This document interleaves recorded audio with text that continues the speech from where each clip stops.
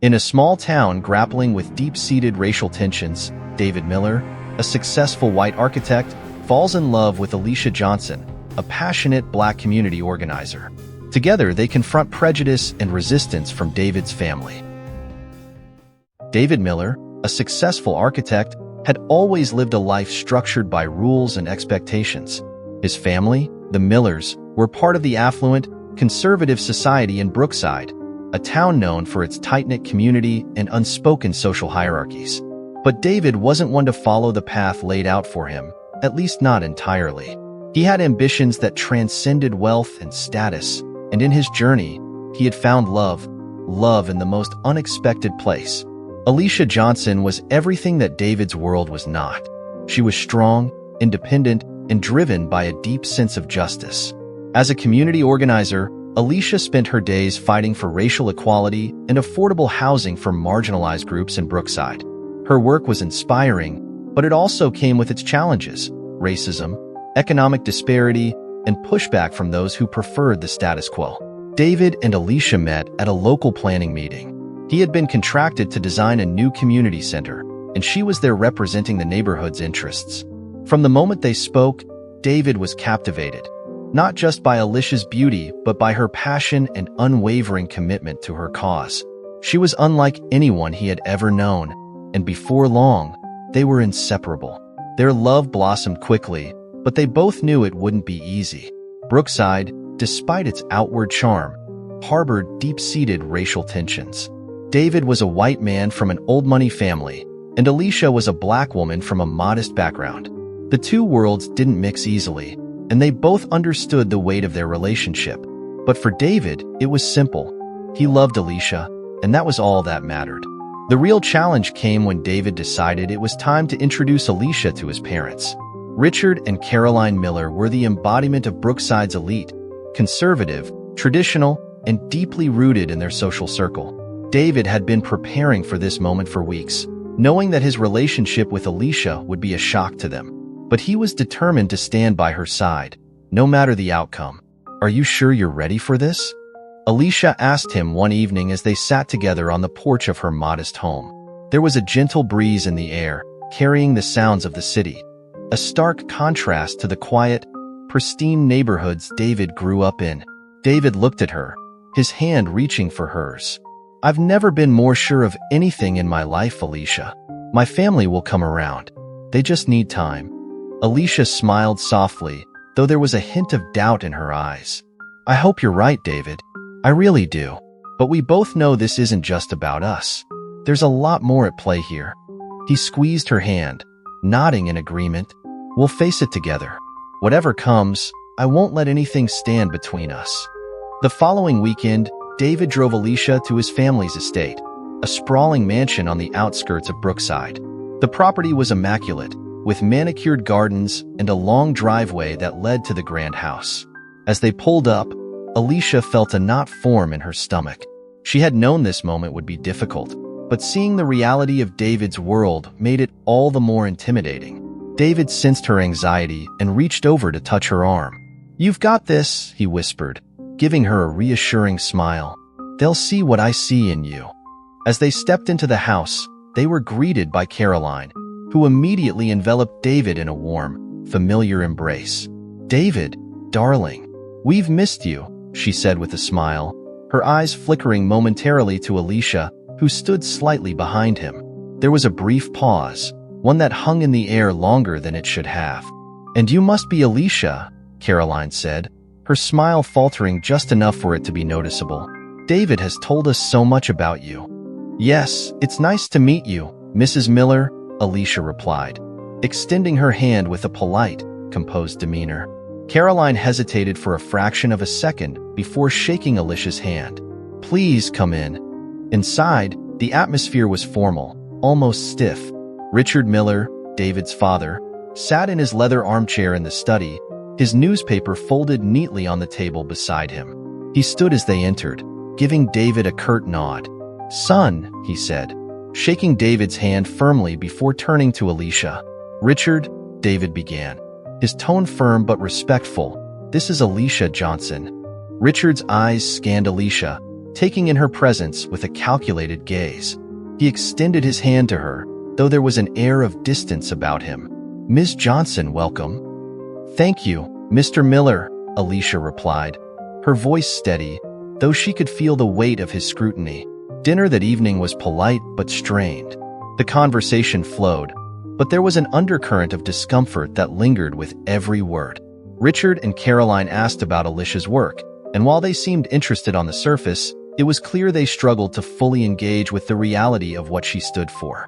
The social justice issues she fought for, the racial inequities, and her advocacy for affordable housing were foreign concepts to them, concepts that didn't fit neatly into their worldview. But Alicia held her own. She spoke with grace and conviction, never wavering in her beliefs or backing down from her ideals. She wasn't there to impress them. She was there because she loved David. And while the Millers maintained their polite facade, it was obvious that beneath the surface, they were struggling to reconcile their son's choice. As the night drew to a close, David and Alicia left the mansion together, walking hand in hand back to the car. There was a sense of relief in the air, though neither of them said much. David knew the road ahead would be challenging, but he felt more determined than ever. "They'll come around," David said quietly as they drove away. "They just need time." Alicia glanced at him, her expression unreadable. "I hope so," she whispered, leaning back in her seat. "I really hope so." But deep down, they both knew that the real fight was only just beginning. The tension in the car lingered as David and Alicia drove away from his parents' mansion. Silence filled the space between them, but it wasn't the comfortable kind. David's hand rested on the steering wheel, his jaw tight as he replayed the evening's events in his mind. He had known it would be hard. Bringing Alicia into his world was always going to stir things up. Still, a part of him had hoped that his parents, Richard and Caroline, would be more open, more accepting of the woman he loved. Instead, the night had been one of polite distance and veiled disapproval. "Well, that could have gone worse," David said, forcing a chuckle as they turned onto the main road. Alicia smiled faintly, looking out the window. "Yeah, I guess." He glanced at her, the weight of her response heavy in the air. "Alicia, I know tonight wasn't perfect, but I'm sure they'll come around. They just need to get used to the idea." She turned to face him, her expression calm but serious. "David, I'm not looking for perfection, and I didn't expect them to welcome me with open arms. I'm a black woman walking into a world that's never had to confront itself. But I also won't pretend that what happened tonight was nothing." He sighed, pulling into the driveway of her small house. "I'm not asking you to pretend. I wish it had been easier for you." "It won't be easy," she said quietly, reaching for his hand. "But we knew that." They sat there for a moment, the hum of the car the only sound between them. The enormity of what they were up against felt more real than ever. Alicia squeezed his hand, offering him a small, reassuring smile. "I love you, David, and that's what matters. We'll deal with the rest together." "I love you too," he whispered, leaning in to kiss her softly. The next morning, David awoke with a renewed sense of determination. He was back at his architectural firm, which had been his life's passion until he met Alicia. Now, his designs had taken on new meaning. Working on affordable housing projects in Brookside's predominantly black neighborhoods wasn't just a professional task for him anymore. It was personal. He was more committed than ever to creating spaces that fostered community and equality, even if it meant going against the grain of his firm's more high-end clientele. But as soon as David arrived at the office, he could feel the shift in the atmosphere. Colleagues who once greeted him warmly were suddenly cool, their conversations hushed when he walked by. There were whispers. He knew they were about him and Alicia. At lunch, his business partner, Alan, approached him, his face tight with concern. "David, can we talk?" David nodded, gesturing for Alan to sit at his desk. "Sure. What's on your mind?" Alan hesitated for a moment before speaking. "Look, I don't know how to say this, but some of our clients are getting a little uneasy about the direction you're taking with these affordable housing projects." David frowned, leaning forward. "What do you mean, uneasy?" "We've been expanding into more inclusive designs for a while now. Why is this an issue?" Alan sighed. "It's not the designs, David. It's the neighborhoods. Some of our more Established clients aren't thrilled about us working in these areas. They're questioning your judgment, especially since you've become more public with Alicia. David's stomach tightened. He had expected some pushback, but hearing it so plainly still stung. So what? They don't want me working with black communities because I'm in a relationship with a black woman? Alan raised his hands defensively. No one's saying that directly, but yeah, that's the subtext. Look, you know how people around here are. Some of these clients are old money. They're not ready for change. They want to stick with the kinds of projects that make them comfortable. David's jaw clenched. And you think I should just drop it? Go back to designing country clubs and luxury condos? Alan shifted uncomfortably. I'm just saying we need to be careful. We're a business, David. We can't afford to alienate our clients. David leaned back in his chair, feeling the weight of the conversation settle over him. I'm not going to stop, Alan. These projects matter. Alicia's work matters. If some of our clients can't handle that, then maybe we need new clients. Alan stared at him, clearly caught between business interests and friendship. Just be careful, David. There's more at stake here than just a few clients. The town is watching you, and not everyone's going to like what they see. Meanwhile, Alicia was facing her own battles. The community center where she worked had become a target of growing hostility. It wasn't just verbal threats anymore. There had been vandalism, spray-painted slurs on the walls, and shattered windows. The center had always been a place of hope, a beacon for those fighting against racial inequality and housing injustice. But now, it felt like it was under siege. That afternoon, as Alicia was cleaning up the remnants of the latest act of vandalism, Sheriff Paul Brennan showed up at the door. He had been a familiar face around the community for years, though not always a welcome one. Alicia, he greeted, tipping his hat slightly. She straightened up, brushing the dust from her hands. Sheriff, here to check on the damage? He glanced at the broken window and the graffiti on the wall, his face grim. Things are heating up around here. Racial tensions are getting worse. I've been hearing talk. People aren't happy about the work you're doing. Alicia crossed her arms. They've never been happy, Sheriff. That's why we're here. Change doesn't come without resistance. Brennan sighed. I get that, but I'm telling you to be careful. The threats are getting more serious. This is more than just kids with spray paint. Alicia's expression hardened. I'm not backing down, Sheriff. We're making progress. People need affordable housing, and they need someone to fight for them. I'm not going to stop because a few people are scared of change. The sheriff nodded, though his face remained tight with worry. Just watch your back, Alicia. Things could get worse before they get better. As the sheriff left, Alicia's phone buzzed. It was a text from David, thinking of you. Be safe. Love you. She smiled despite the weight of the day. David was her rock, and no matter how much resistance they faced, they were in this together. But as she looked around the damaged community center, she knew that their fight was just beginning. The town was watching, and some people were determined to see them fail. The following weeks were a whirlwind of increasing pressure, both at work and within the community. David and Alicia found themselves at the center of an intensifying storm, with their interracial relationship and professional endeavors drawing more attention than either had anticipated. Brookside was buzzing with gossip, judgment, and simmering tension. The whispers in town became louder, and soon, the hostility wasn't just coming from faceless strangers. It started with side glances at the grocery store, lingering stares as they walked together through town, and not-so-subtle comments from people they had once considered acquaintances.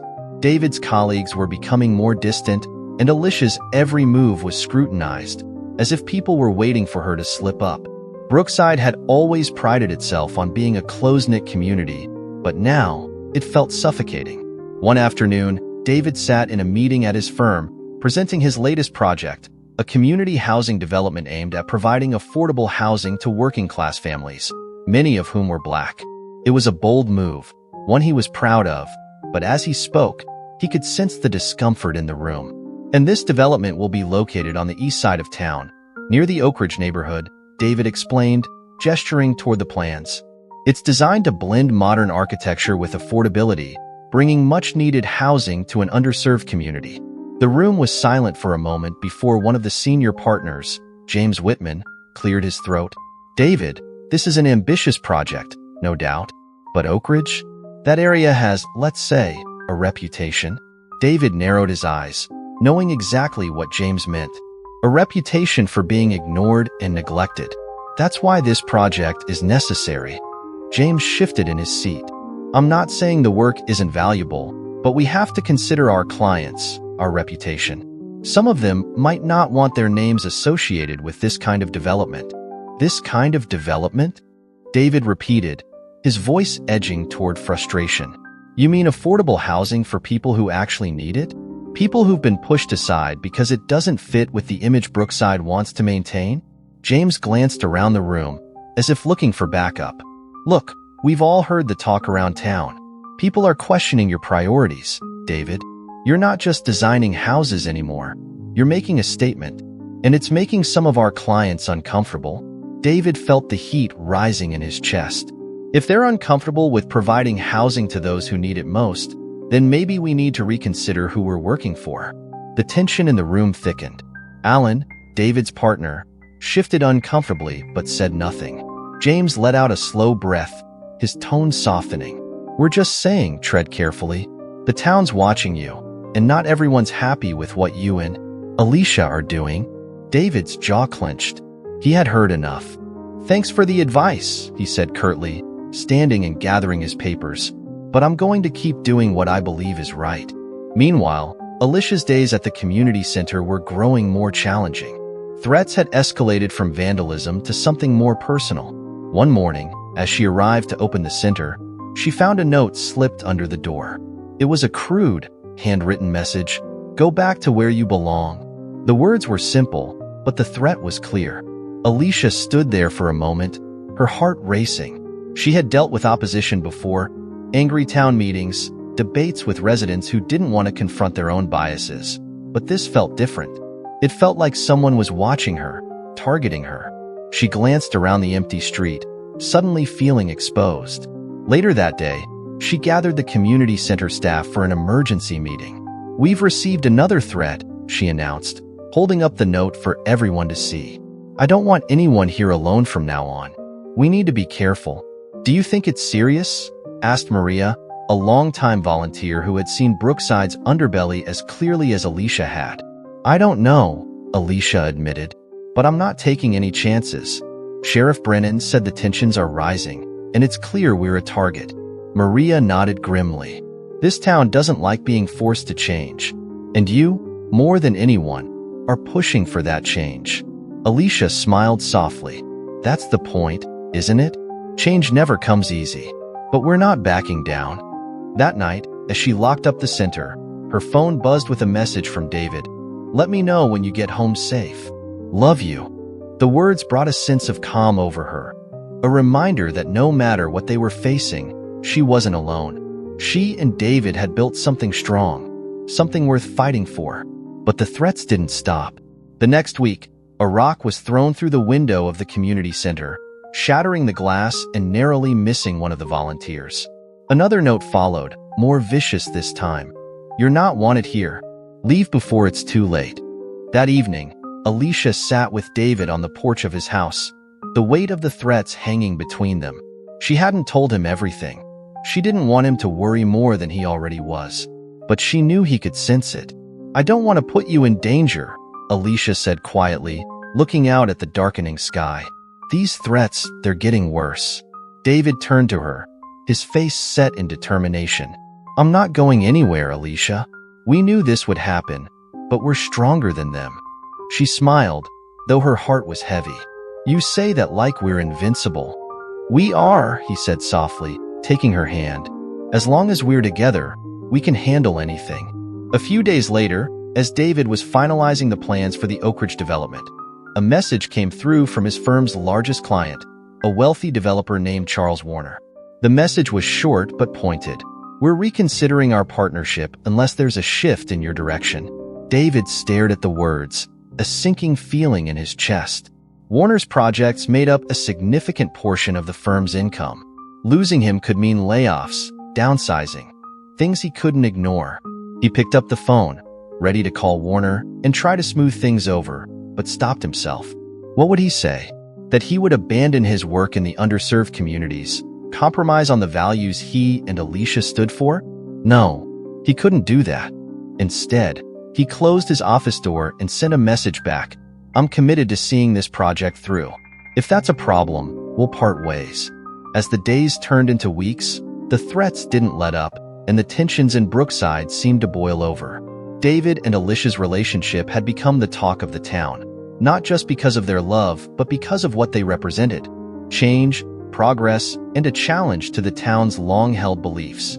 One night, after another incident of vandalism at the community center, David received an anonymous message on his personal phone.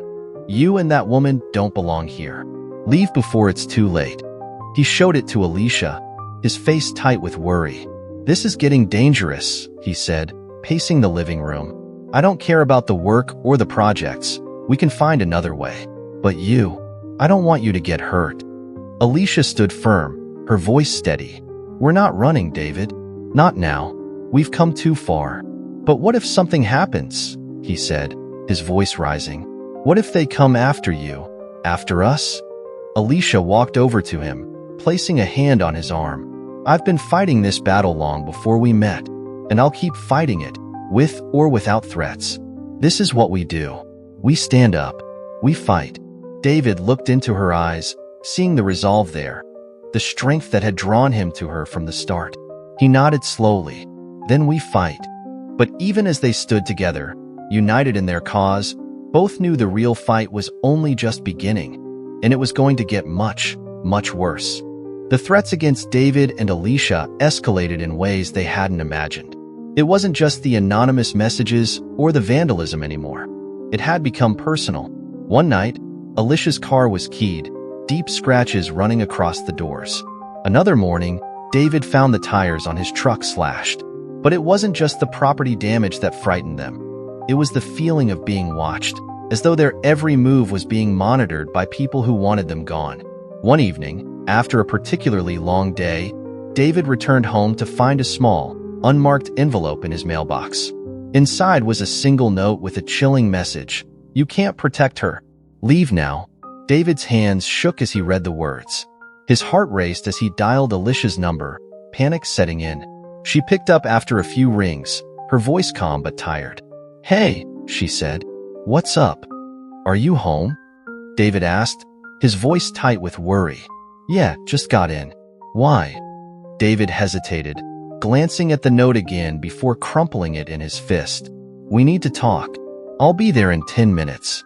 Alicia didn't press him for details, sensing the urgency in his voice.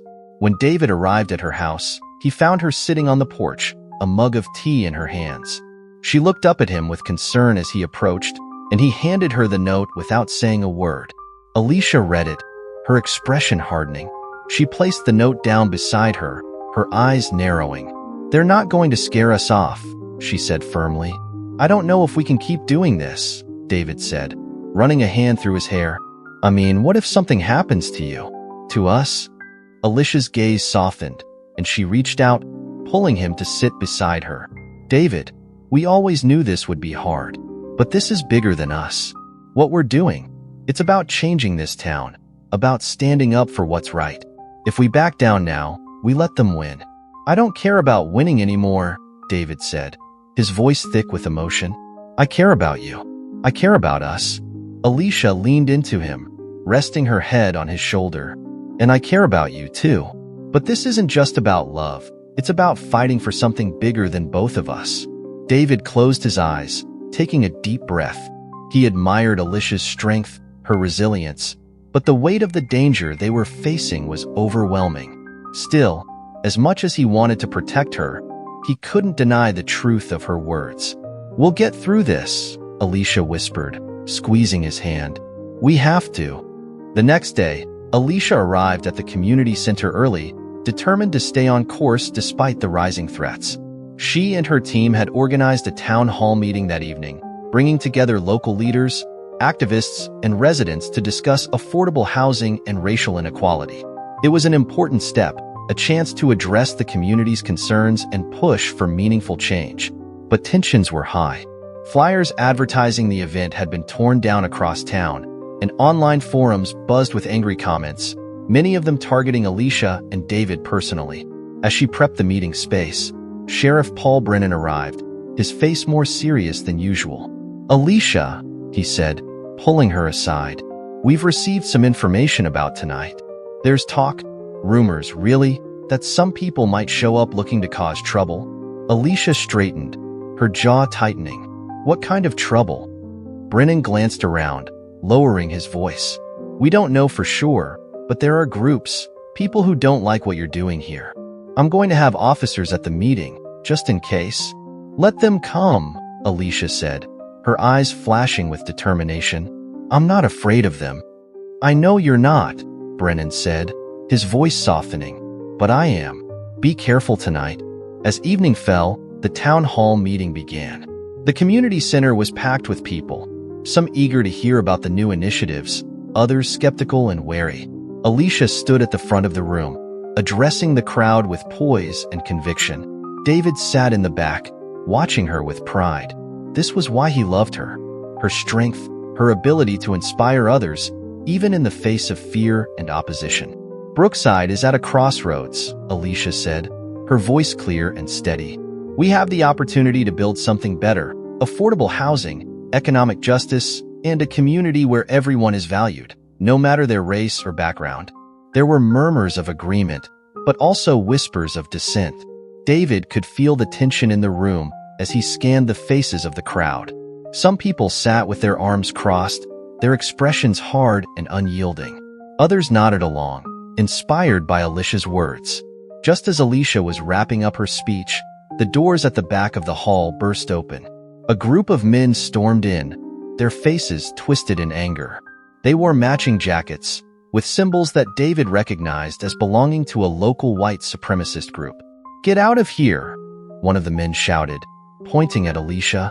"We don't want your kind here." The room erupted into chaos. People stood, some trying to defuse the situation, others backing away in fear. David sprang to his feet, pushing through the crowd toward the front. Alicia remained calm, her eyes locked on the group of men. "You need to leave," she said, her voice firm but composed. "This is a community event, and everyone is welcome. If you're here to listen, not to spread hate." "Listen?" another man sneered. "We're not here to listen to you tell us how to live our lives. You and your boyfriend think you can come in and change everything? We're not going to let that happen." David reached Alicia's side just as one of the men stepped forward, his fists clenched. "Get back," David warned, his voice low. "You don't belong here either, Miller," the man spat. "You're nothing but a traitor to your own people." Sheriff Brennan and his deputies moved in, trying to de-escalate the situation, but the tension in the room was electric. For a moment, it seemed like things would spiral out of control. Then, Patricia Lewis, a prominent local businesswoman and one of the most respected figures in town, stood up. She had been sitting quietly in the front row, watching everything unfold with a calculating gaze. "Now," she spoke, her voice carrying through the room with authority. "Enough," Patricia commanded, her eyes fixed on the group of men. "This town is better than this. We're better than this." The room fell silent as she continued, her voice calm but firm. "We have the chance to make Brookside a place where everyone can thrive. If you don't want to be part of that, then leave. But we will not let hate dictate our future." The men hesitated, glancing at one another before slowly backing down. They muttered angrily as they left, but the threat had passed, for now. Alicia let out a breath she didn't realize she had been holding, her heart still racing. She turned to Patricia, nodding in gratitude. "Thank you."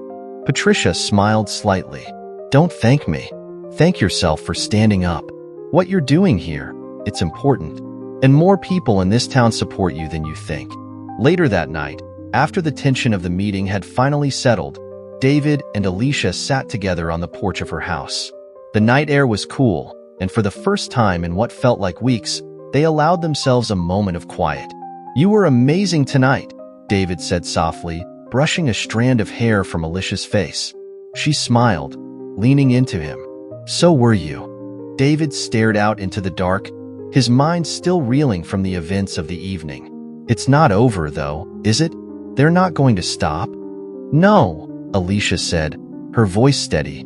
But neither will we. They sat there in silence, holding on to each other as the weight of the night pressed down on them. They had faced down hatred and fear, and while they had won a small victory tonight, they both knew that the battle for Brookside's soul was far from over. The threats would continue. The resistance would grow stronger.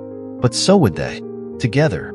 The next morning dawned with a fragile sense of calm. The tension from the previous night's town hall still lingered, but David and Alicia felt a flicker of hope. The confrontation had been a reminder of how deeply ingrained the resistance to change was in Brookside, but it had also revealed the strength of their support. People like Patricia Lewis were beginning to speak out, standing beside them. It was the first sign that their fight was making a real impact. But they also knew the situation was volatile. The anonymous threats continued, becoming more brazen with each passing day. David and Alicia were cautious, taking extra security measures and staying alert. The community center had installed new cameras, and Sheriff Brennan had increased patrols in the neighborhood. Still, there was a sense that something was brewing, that the storm had not yet passed. A week later, David received a call that changed everything. "David, it's Alan," his business partner said, his voice tense. "You need to get down to the office. Now." David's heart sank as he rushed to the firm. When he arrived, he found Alan waiting for him in the conference room, his expression grim. Spread across the table were printed emails and letters from several of their largest clients, including Charles Warner. "What's going on?" David asked, his pulse quickening. Alan handed him one of the letters. "They're pulling out, David. Warner, Kensington Estates, and a few others. They've all decided to terminate their contracts with us." David stared at the letter, disbelief flooding his senses. "They're pulling out because of the Oak Ridge project, aren't they?" Alan nodded, his face lined with stress. "They won't say it outright, but we both know that's the reason. They don't want their names associated with affordable housing projects in predominantly black neighborhoods. And they're not comfortable with the attention your relationship with Alicia is bringing." David sank into a chair, his mind racing. Losing these clients meant losing a significant portion of the firm's income. It wasn't just his reputation on the line. It was the livelihoods of his employees, the future of the company he had worked so hard to build. Alan leaned forward, his voice low. "David, I know this isn't what you want to hear, but we need to think about the business. Maybe it's time to reconsider the Oak Ridge project, or take a step back from the public spotlight with Alicia." David's stomach churned. He knew what Alan was suggesting. It wasn't about the firm. It was about survival, about keeping things safe and comfortable. But that wasn't who David was. He couldn't abandon his principles now, not after everything he and Alicia had been through. "I'm not backing down," David said quietly, his voice steady. "This project is important, and so is Alicia. I won't turn my back on either." Alan sighed, rubbing his temples. "I figured you'd say that. Just think about it, okay? We can't afford to lose everything." But David had already made up his mind. He wasn't going to abandon the people who needed him, and he wasn't going to distance himself from Alicia to appease the town's prejudices. No matter the cost, he was committed to seeing this through. That night, David sat with Alicia at her house, the weight of the day pressing down on him. He told her about the clients pulling out, about Alan's suggestion to step back. "They want me to choose," he said, his voice bitter. "My career or the work I believe in. You or them." Alicia looked at him, her expression calm but filled with understanding. "David, you don't have to choose. We're in this together." "But it feels like everything is falling apart," he muttered, running his hands through his hair. "The firm, the threats, the town. It's all coming down on us." Alicia reached for his hand, squeezing it gently. "We knew this wasn't going to be easy. We knew there would be sacrifices. But what we're doing, it matters. You're not just building houses, David. You're building a future for people who have been ignored and marginalized for too long. And you're doing it with me, not in spite of me." David looked into her eyes, seeing the depth of her conviction. It was one of the things he loved most about her unwavering belief in the power of change, even when the odds were stacked against them. "I just don't want to lose everything," he admitted quietly. "I don't want to lose you." "You won't," she said softly. "We're stronger than that. And no matter what happens, we'll get through it. Together. The next few days were a blur of damage control. David and his firm struggled to keep things afloat without their major clients, but he remained focused on the Oak Ridge project. It had become more than just a housing development. It was a symbol of resistance, a defiant stand against the racism and inequality that had festered in Brookside for far too long. But the opposition didn't stop. The threats continued, and Alicia's community center was vandalized again. This time more severely. Windows were shattered, and hateful graffiti was scrawled across the walls. It was a clear message: stop or face the consequences. Alicia refused to back down. She organized a rally, bringing together activists and community leaders to stand in solidarity. The turnout was larger than expected. People from all walks of life showed up, determined to make their voices heard. The rally was peaceful, but the tension was palpable. There was an unspoken understanding that things could escalate at any moment. David stood by Alicia's side throughout the rally, his heart swelling with pride as he watched her speak to the crowd. She was a force of nature, her words inspiring hope and strength in the face of fear. But even as the rally continued, David couldn't shake the feeling that they were being watched, that something darker was lurking just beyond the edge of the crowd. That night, as they returned to Alicia's house, the air was thick with tension. David checked his phone, his unease growing. He had received several missed calls from an unknown number, but no messages. Just as he was about to put the phone down, it buzzed again. This time, a text message: last warning, leave, or we'll make you. David's blood ran cold as he showed the message to Alicia. She read it, her face hardening with resolve. "They're trying to scare us," she said quietly. "We can't let them win." "I know," David replied, his voice steady. "But what if they mean it this time? What if it's more than just a threat?" Alicia looked at him, her eyes filled with the same determination she had shown from the beginning. "Then we fight harder." The next day, the legal battle over the Oak Ridge project reached a critical point. David had been fighting against the town council and wealthy landowners who were determined to block the development. They claimed it would lower property values, bring in crime, and disrupt the character of Brookside. But David and Alicia knew the truth. It was about keeping certain people out. It was about racism and preserving the status quo. The courtroom was packed as the judge prepared to deliver his ruling. David sat at the front, his heart pounding in his chest. Alicia was beside him, her hand resting on his, a silent show of solidarity. After what felt like an eternity, the judge spoke. The court rules in favor of the Oak Ridge development.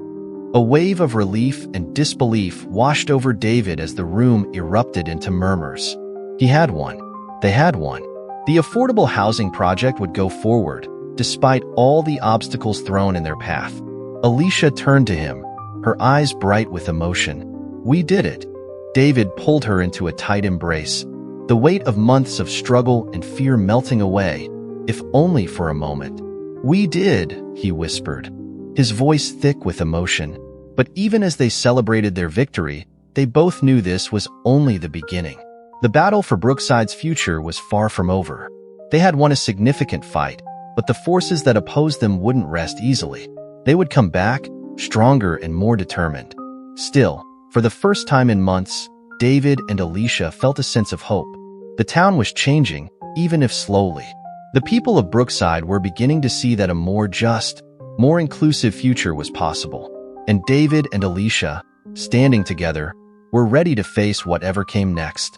In the weeks following the court's ruling, the mood in Brookside began to shift. The victory in the Oak Ridge case wasn't just a legal win. It was symbolic. It signaled that change was no longer something to be resisted but embraced. David and Alicia had become the faces of that change, a couple whose love and determination had withstood hatred and adversity. For some, they were heroes, standing tall against the town's old ways. For others, they were a threat, a reminder that the world they had known was slipping away. Despite the legal victory, the threats didn't stop. If anything, they became more frequent, more vicious.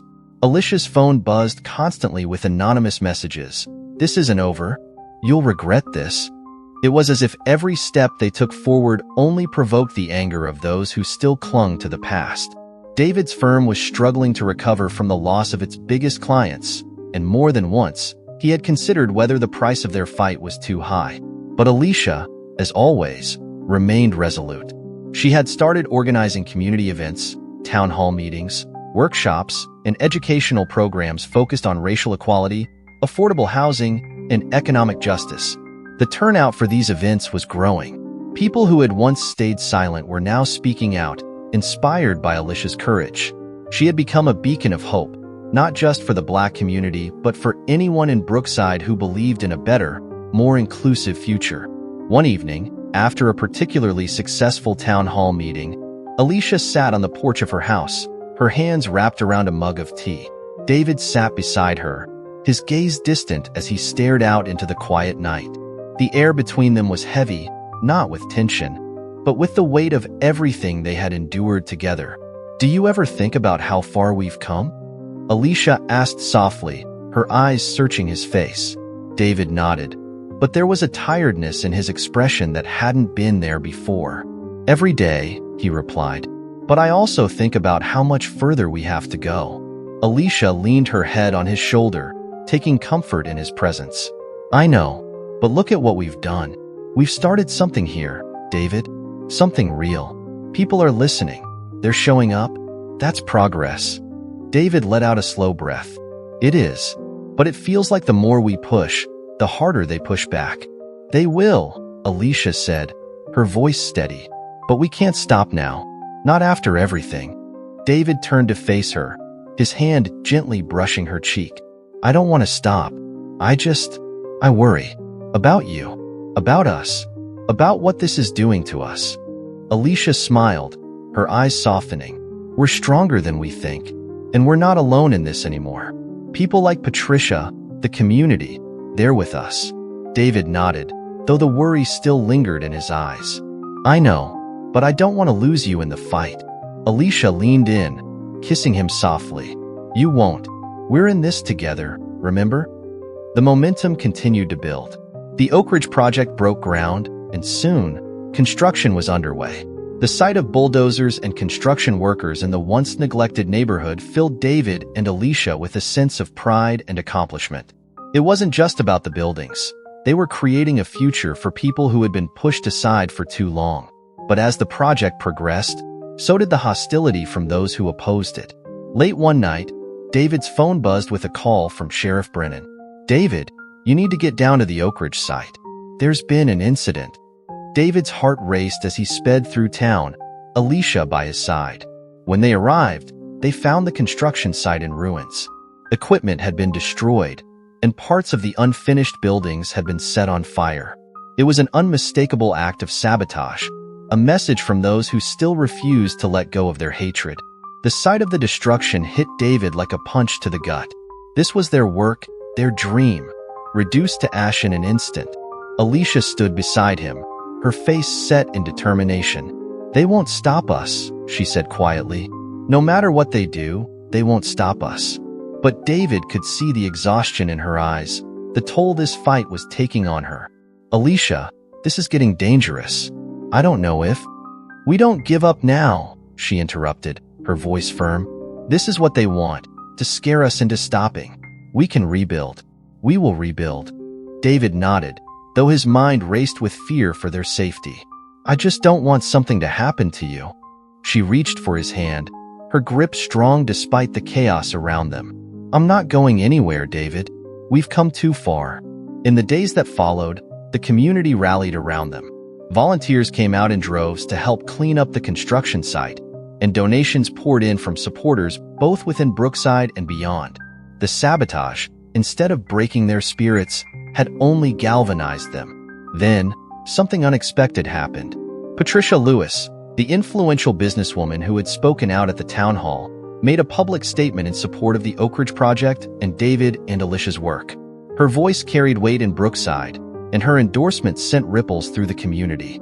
Others followed suit. Local business owners, civic leaders, and even some of David's former clients began to publicly support the project. Suddenly, the tide was turning. The town that had once been divided was starting to come together, united by a shared vision of progress and justice. It wasn't just about David and Alicia anymore. It was about something much bigger. Months passed, and slowly, Brookside began to change. The Oak Ridge development rose from the ashes, stronger and more resilient than before. The community center became a hub of activism and education, hosting events that brought people together across racial and economic divides. Conversations about race, justice, and equality were no longer hushed or avoided. They were happening in schools, in businesses, and around dinner tables. David and Alicia's love story, once a source of controversy, had become a symbol of hope and progress in the town. They were no longer just the couple fighting against the odds. They were leaders, inspiring others to confront their own biases and work toward a better future. One evening, as they stood on the balcony of their newly finished home in Oak Ridge, looking out over the community they had helped build, David wrapped his arms around Alicia, pulling her close. "We did it," he whispered, his voice filled with awe. Alicia smiled, leaning into him. "No, we started it. There's still so much more to do." David nodded, kissing the top of her head. "I know, but for tonight, can we just take a moment to breathe?" Alicia laughed softly. "Okay, just for tonight." They stood there in silence for a while, watching the sunset over the horizon. The road ahead was still long, and the fight for justice and equality in Brookside was far from over. But they had proven that change was possible. They had shown that love and determination could overcome even the deepest of divides. And as they held each other close, they knew that no matter what challenges lay ahead, they would face them together, unbreakable, unstoppable, and filled with hope for the future.